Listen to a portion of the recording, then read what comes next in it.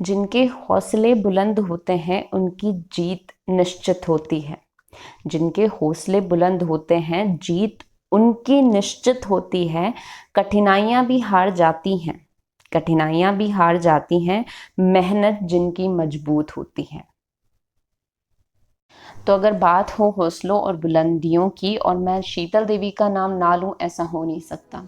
शीतल देवी हमारे लिए उस चिराग की तरह है जो पूरे अंधकार को रोशन कर सकती हैं।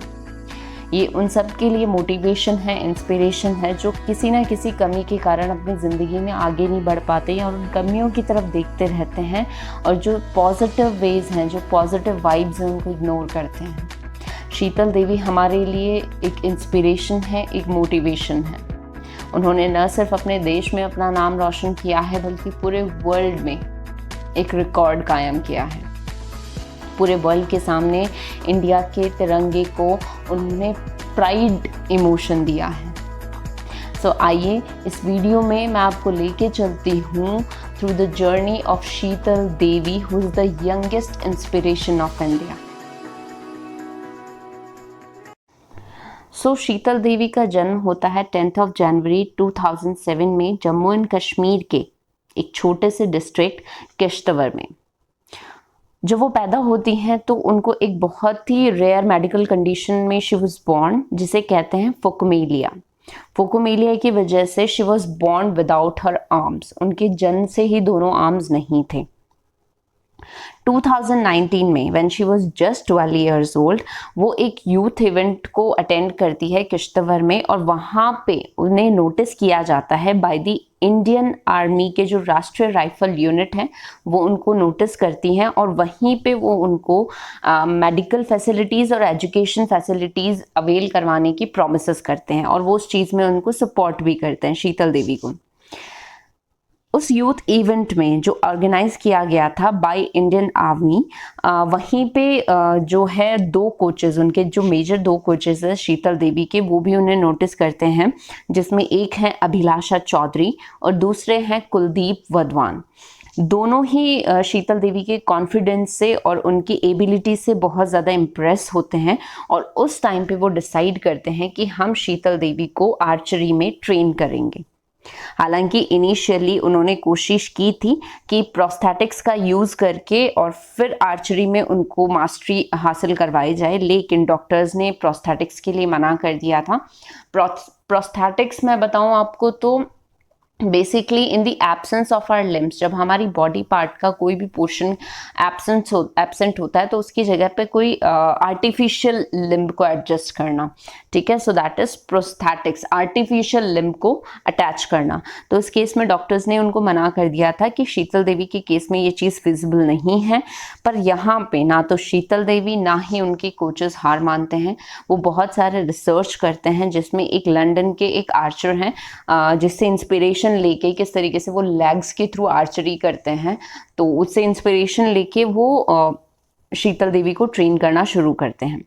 शीतल देवी का जो सबसे पहला कंपटीशन होता है वो होता है विमेंस कंपाउंड बो इवेंट 2022 एशियन पैरा गेम्स में, जहां पे वो 2 गोल्ड मेडल्स को जीतती हैं और सिक्योर करती हैं अपनी position as a gold medallist in the mixed doubles and women's individual, in addition to a silver medal in women's double compound event. आगे बहुत सारे कंपटीशन में पार्टिसिपेट करती हैं और बढ़ती ही जाती हैं और उसके बाद में शायद पीछे मुड़ के देखना उनकी फितरत में था ही नहीं, अब तो हो भी नहीं सकता है।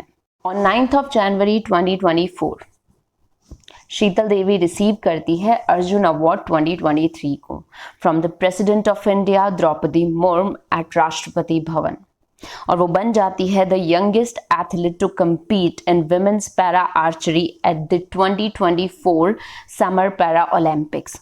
वो जितने भी प्रीवियस रिकॉर्ड्स हैं पैरा ओलंपिक्स में, वो उन सबको सरपास करते हुए आगे बढ़ती हैं and became the youngest athlete. She overcame the setback by winning a bronze medal in the mixed team compound open category alongside Rakesh Kumar at 2024 Summer Para Olympics. इस तरीके से न सिर्फ नेशनल अवार्ड्स को जीतती हैं शीतल देवी, बल्कि इंटरनेशनल अवार्ड से भी उन्हें नवाजा जाता है।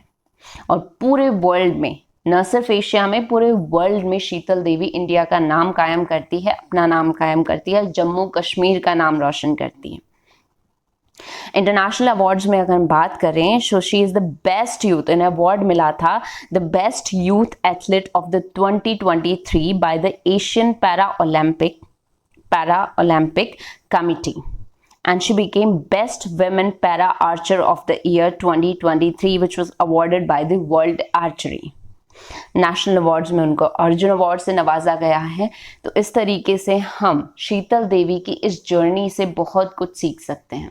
ये उन लोगों के लिए इंस्पिरेशन है, सिर्फ पर्टिकुलर सेक्ट के लिए नहीं बोल सकते, सभी के लिए, हम सबके लिए इंस्पिरेशन है, मोटिवेशन है, जहाँ पे हम हर तरीके से एबल होते हुए अगर किसी मोड़ पे हम नाकामयाब हो जाते हैं तो हम हमारी किस्मत को बहुत ज़्यादा कोसते हैं, लेकिन हम सीख सकते हैं from the legendary story of these people, Sheetal Devi जैसे लोगों से, जिनके पास एब्सेंस ऑफ लिम्स की वजह से भी वो अपनी ज़िंदगी में हार नहीं मानती और कहाँ से कहाँ तक पहुँच जाती, वो भी इतनी कम उम्र में।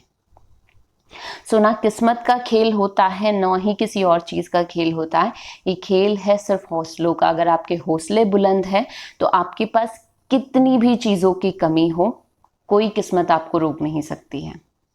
सो इस तरीके की और भी फर्दर मोटिवेशनल स्टोरीज़ के लिए, इंस्पिरेशनल स्टोरीज़ के लिए बने रहिए गार्गी क्लासेस के साथ। Thank you.